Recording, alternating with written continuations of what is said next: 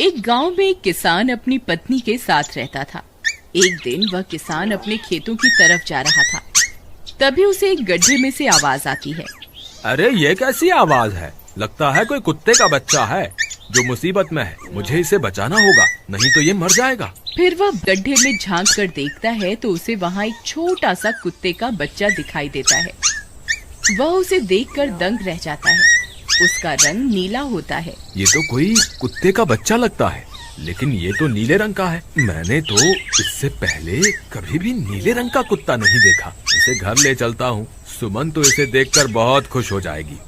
फिर वह किसान उस बच्चे को निकालता है और अपने साथ लेकर घर की ओर चल देता है। अरे सुमन, जल्दी बाहर आओ, देखो मैं तुम्हारे लिए क्या लाया हूँ। तभी उसकी पत्नी बाहर आती है और कुत्ते के बच्चे को किसान के हाथ में देखकर चौंक जाती है। हाय, कितना प्यारा है! ये तो नीले रंग का है। अजी, ये आपको कहाँ से मिला? क्या मैं इसे अपने साथ रख सकती हूँ? मुझे बचपन से एक कुत्ते के बच्चे को पालने का बहुत शौक था। हाँ हाँ, क्यों नहीं, मैं इसे तुम्हारे लिए ही तो लाया हूँ। लेकिन ये आपको मिला कहाँ से? मैं खेत की तरफ जा रहा था, तभी अचानक गड्ढे से इसके रोने की आवाज आई। मैंने झांक कर देखा तो मुझे ये उसमें पड़ा हुआ मिला। ये जरूर भूखा होगा, तुम इसे कुछ खाने को दे दो। इतना बोलकर किसान वहाँ से चला जाता है।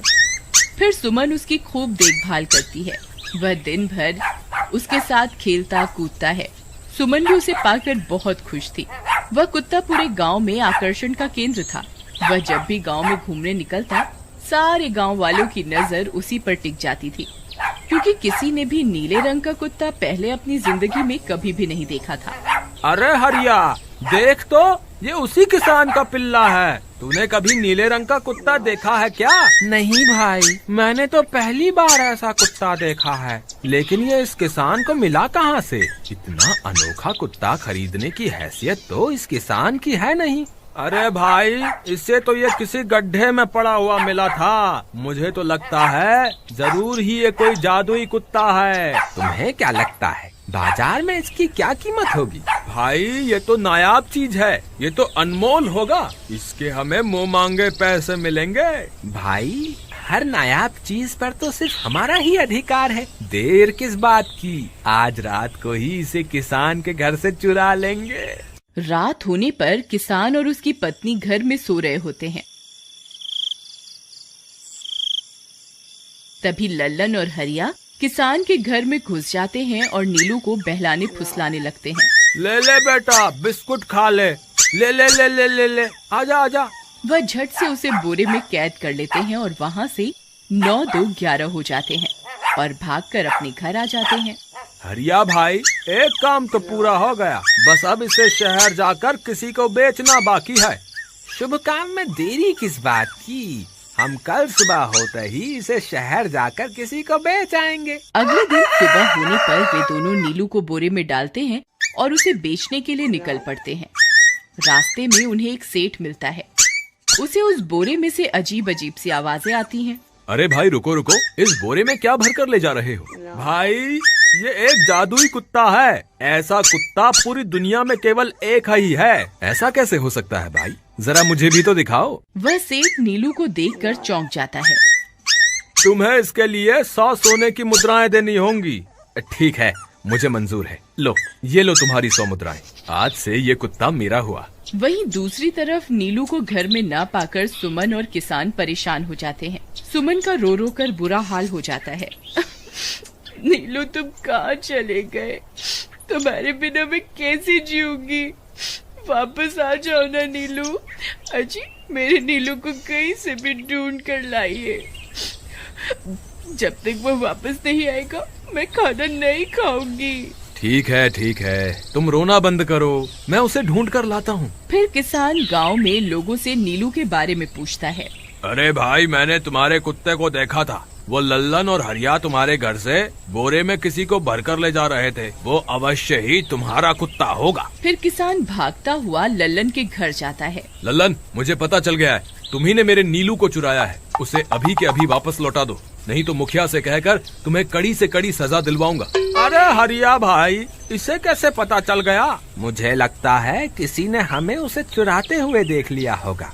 मुझे अभी के अभी मेरा कुत्ता वापस करो, नहीं तो अच्छा नहीं होगा। भाई तुम्हारे कुत्ते को तो हमने 100 मुद्राओं में बेच दिया, अब तुम चाहो तो सारी मुद्राएं रख लो और हमें छोड़ दो। नहीं नहीं, मुझे मेरा कुत्ता ही चाहिए। तुम्हारे पास कल सुबह तक का वक्त है, कैसे भी करके उस व्यापारी को ढूंढो और मुझे मेरा कुत्ता वापस ला कर दो, नहीं तो जेल जाने के लिए तैयार हो जाओ। इतना बोलकर किसान वहाँ से चला जाता है। अरे मर गए रे, अब क्या करें, ये तो थानेदार की धमकी देकर गया है। लल्लन भाई मुझे जेल नहीं जाना, कुछ करो ना। हाय रे, अब क्या होगा। चलो उस सेठ को ढूंढते हैं, उसे उसके सारे पैसे लौटाकर उस कुत्ते को वापस ले लेंगे। वे दोनों उस सेठ की तलाश में निकल पड़ते हैं, लेकिन बहुत देर तक ढूंढने पर भी उन्हें वह सेठ नहीं मिलता। लल्लन भाई, यहाँ तो उस सेठ का कोई नामो निशान ही नहीं है, न जाने अब तक कहाँ निकल गया होगा। अब क्या करें, हमारे पास कल सुबह तक का ही वक्त है। अरे आर्या, वो देख, ये तो बिल्कुल किसान के कुत्ते जैसा ही लग रहा है। तुम्हारी आंखों में मोतियाबिंद हो गया है क्या बेवकूफ? किसान का कुत्ता नीले रंग का था और ये तो भूरे रंग का है। क्या तुम्हें नीले और भूरे रंग में फर्क दिखाई नहीं देता?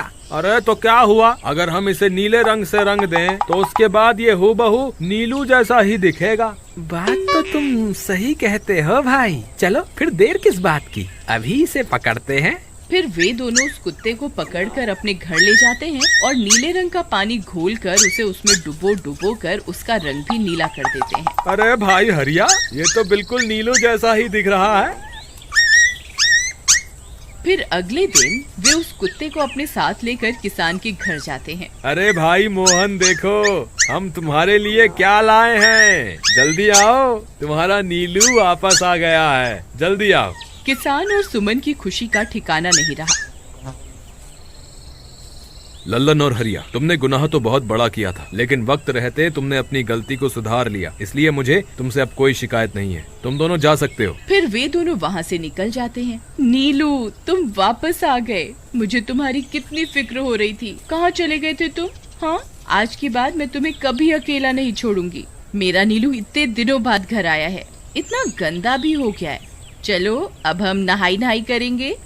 फिर सुमन उसे नहलाने लगती है। अले मेरा नीलू नहाई करेगा, इतना गंदा हो गया है। पानी उसके ऊपर पड़ते ही वह कुत्ता छटपटाने लगता है।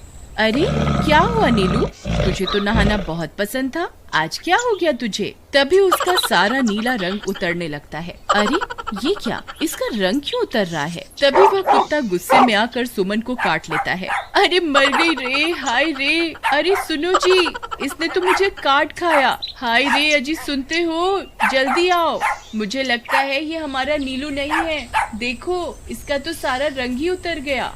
ये तुमने ठीक नहीं किया लल्लन, अब मुझसे बुरा कोई नहीं होगा। फिर किसान गुस्से में लल्लन और हरिया के घर जाता है। ए लल्लन, दरवाजा खोल। ए लल्लन, जल्दी दरवाजा खोल, नहीं तो इसे तोड़ दूंगा। आज तुझे मुझसे कोई नहीं बचा सकता। अरे मर गए रे, ये तो उसी किसान की आवाज है, लगता है इसे हमारी तरकीब के बारे में पता चल गया। अरे क्या हुआ भाई, इतने गुस्से में क्यों हो? तुम्हें क्या लगता है मैं बेवकूफ हूँ? तुम किसी भी आवारा कुत्ते को नीला रंग चढ़ाकर हमें दे दोगे और हम मान लेंगे कि वो नीलू है?